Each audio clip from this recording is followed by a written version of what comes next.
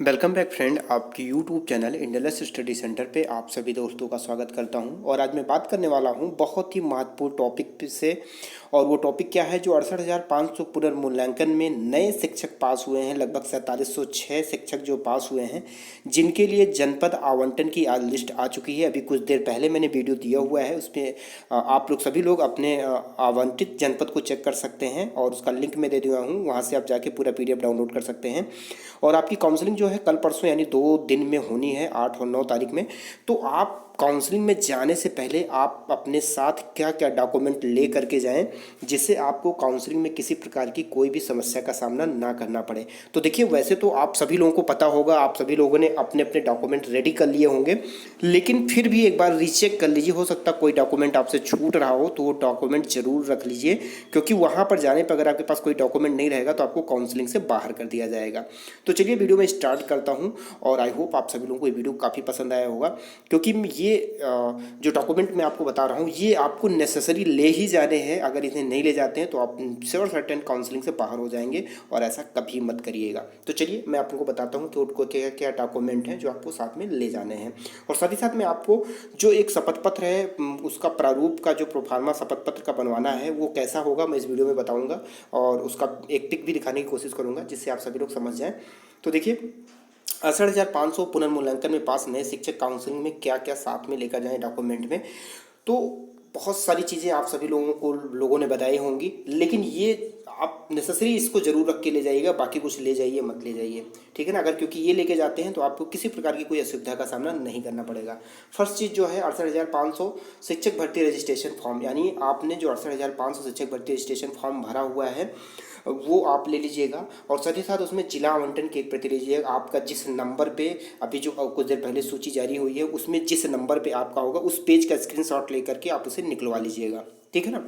और इसमें बहुत लोग आप लोगों को आपको ये भी बताए होंगे कि इसका जो फीस पेमेंट आपने किया हुआ था 68,500 जो लिखित परीक्षा हुई थी, फीस पेमेंट की भी रिसिप्ट लेके जाइए। तो अगर आपके पास होगी तो लेके जाइएगा, अदरवाइज मत लेके जाइएगा, कोई वहाँ प्रॉब्लम नहीं होगी।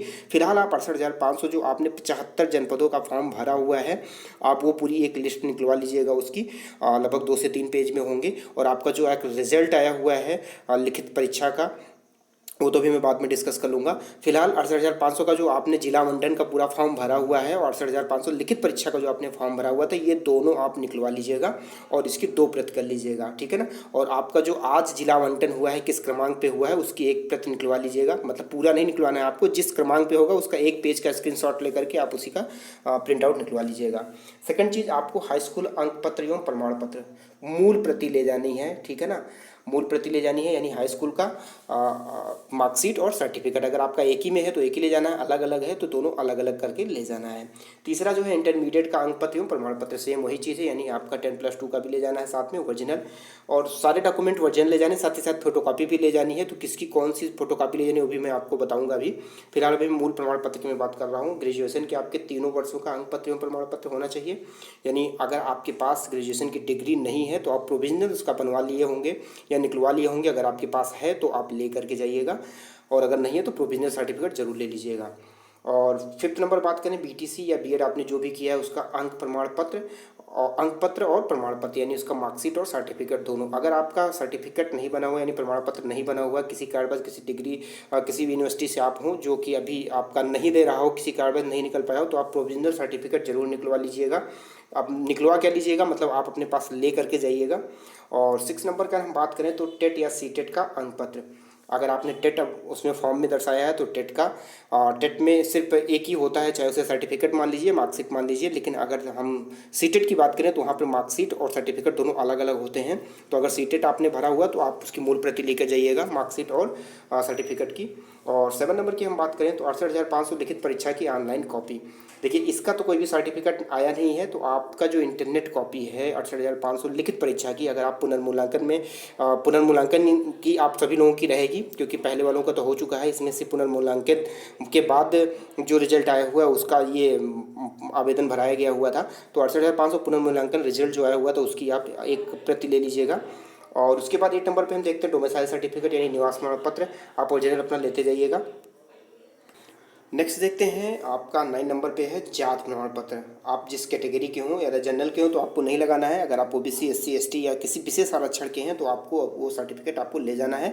ध्यान रखिएगा, निवास प्रमाण पत्र और जात या विशेष आरक्षण का प्रमाण पत्र जो है पुराने फॉर्मेट पे ना बना होना चाहिए, ऑनलाइन होना चाहिए, भले कितना भी पुराना हो, ठीक है ना, क्योंकि इसके लिए बहुत ढेर सारी कन्फ्यूजन थी, लोगों के मैसेज भी आ रहे थे।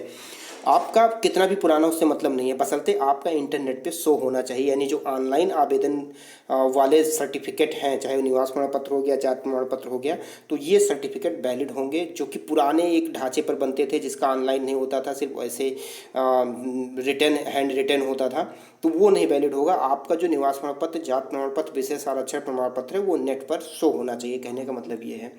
10 नंबर देखते हैं, चरित्र प्रमाण पत्र। दो आपको चरित्र प्रमाण पत्र बनवाने हैं अलग अलग गजेटेड ऑफिसर से।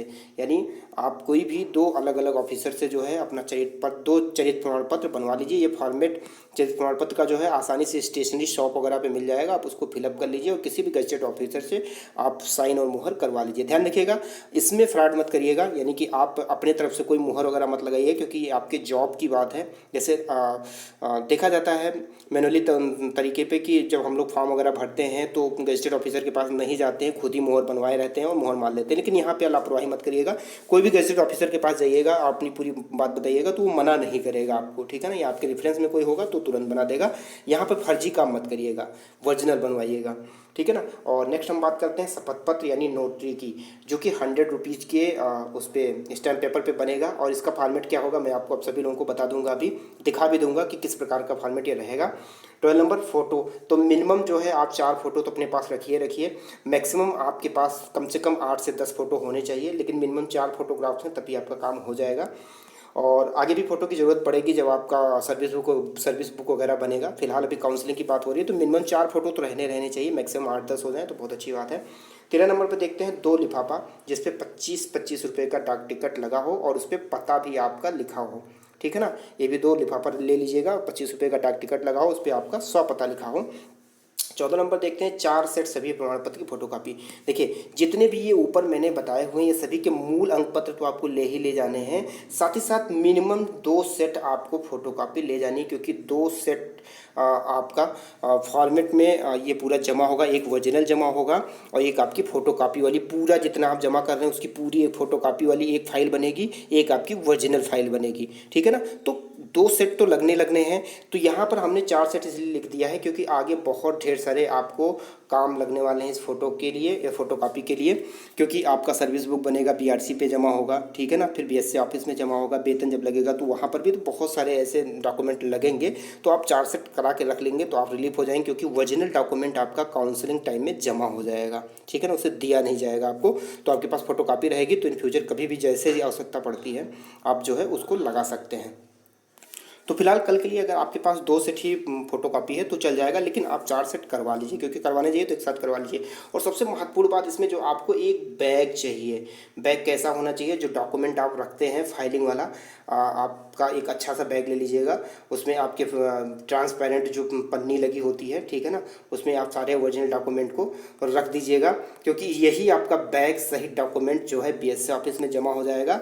और आप यहाँ पे कंजूसी मत करिएगा बैग लेने में, क्योंकि आपके डॉक्यूमेंट को सुरक्षित रखना है और जब आपको वापस होगा तो बैग भी आपको वापस कर दिया जाएगा। तो फिलहाल अच्छे से अच्छा बैग ले लीजिए जिसमें आपके सारे डॉक्यूमेंट ओरिजिनल रखे जा सकें। और उसके बाद एक आता है इस टाइप का बैग कि आप सारे डॉक्यूमेंट रख लीजिए और यहाँ पर एक जिप लगी होती है, चेन लगा होता है, उसको बंद करके लॉक कर दीजिए। जिससे ये रहेगा, क्योंकि पता नहीं कितने दिन बाद डॉक्यूमेंट हमारा वापस हो, 2 महीने, 4 महीने, 6 महीने, साल भर, 2 साल, 4 साल बाद, तो आपका बैग जब अच्छा रहेगा तो डॉक्यूमेंट सुरक्षित आपके रहेंगे और आपको बैग भी वापस हो जाएगा। तो मान के चलिए मार्केट में जो है 180 रुपये के नियर अबाउट अच्छे से अच्छा बैग आ जाएगा, इससे कम प्राइस में भी आ जाएगा। तो बैग ले लीजिएगा और सभी ओरिजिनल डॉक्यूमेंट को उस बैग में रख लीजिएगा, क्योंकि वो बैग सहित आपका ओरिजिनल डॉक्यूमेंट जमा हो जाएगा। और अब मैं आप बात करूँ नोटरी की, जो 100 रुपीज़ का बनना शपथ पत्र, तो ये इस प्रकार का एक शपथ पत्र बनेगा। और ये मैंने जो नाम वगैरह लिखे थे उसको हाइड कर दिए, क्योंकि प्राइवेसी रखनी है जिस किसी भी कैंडिडेट की है, तो उसे मुझे शो नहीं करना था, इसलिए मैंने हाइड कर दिया हुआ है। इस प्रकार से 100 रुपये के नोटरी फॉर्म पे बनेगा। आप तहसील में चले जाइएगा, बहुत ईजिली बना देंगे। इसका फॉर्मेट ये है, यहाँ पर एक 41,556 में इन्होंने भरा हुआ था 68,500 संबंधित, तो ये आपको नहीं भरना है। यहाँ पे आपको जो पुनर्मूल्यांकन से संबंधित 68,500 में जो नए शिक्षक पास हुए हैं 4706 लगभग, वो यहाँ पे भरना है। और यहाँ पर मैनुअली आपको यही लिखना है कि मैं ये बयान करता हूँ कि सारी सूचनाएं जो मैंने दी हुई हैं ऑनलाइन में सारी सही हैं, और मैं ये शपथपूर्वक बयान करता हूँ कि मेरे द्वारा कभी भी किसी प्रकार का कोई दोष सिद्ध नहीं हुआ मेरे ऊपर। और यदि मैं कोई भी सूचना गलत देता हूँ या भविष्य में कोई पाई जाता है तो मेरा जो अभ्यर्थन है वो निरस्त कर दिया जाए। और साथ ही साथ एक चीज़ और बहुत महत्वपूर्ण लाइन इसमें जोड़ी जाएगी कि मैं भविष्य में कभी भी अंतर जनपदीय स्थानांतरण की मांग नहीं करूँगा। उसके बाद यहाँ आपका हस्ताक्षर हो जाएगा, रजिस्ट्रेशन नंबर हो जाएगा, मोबाइल नंबर हो जाएगा, अपना नाम हो जाएगा, ठीक है ना। इस प्रकार से ये पूरा फॉर्मेट है। आप चाहें तो इसकी एक स्क्रीनशॉट ले सकते हैं और आप इस प्रकार का एक टाइप करवा लीजिएगा और नोटरी बनवा लीजिए 100 रुपये वाले स्टैम्प पेपर पे, ठीक है ना। और आपको इससे ज़्यादा कुछ ले जाने की ज़रूरत नहीं है। तो आई होप कि आपको ये काफ़ी यूज़फुल लगा होगा ये वीडियो। तो ये वीडियो अच्छा लगता है तो प्लीज़ वीडियो को लाइक करिएगा और इससे संबंधित अपने व्हाट्सएप एपी ग्रुप में जरूर शेयर करिएगा, जिससे अधिक से अधिक कैंडिडेट के पास जो काउंसलिंग करवाने जा रहे हैं उन तक ये वीडियो पहुंच सके। फिलहाल आज की वीडियो बस इतना ही। इसी तरह important video update, latest update और जॉब और एजुकेशन से रिलेटेड पाने के लिए चैनल पर नहीं तो प्लीज़ चैनल को सब्सक्राइब भी कर लीजिए। वीडियो देखने के लिए आप सभी लोगों का बहुत बहुत धन्यवाद। थैंक्स फॉर वॉचिंग दोस्तों, थैंक यू।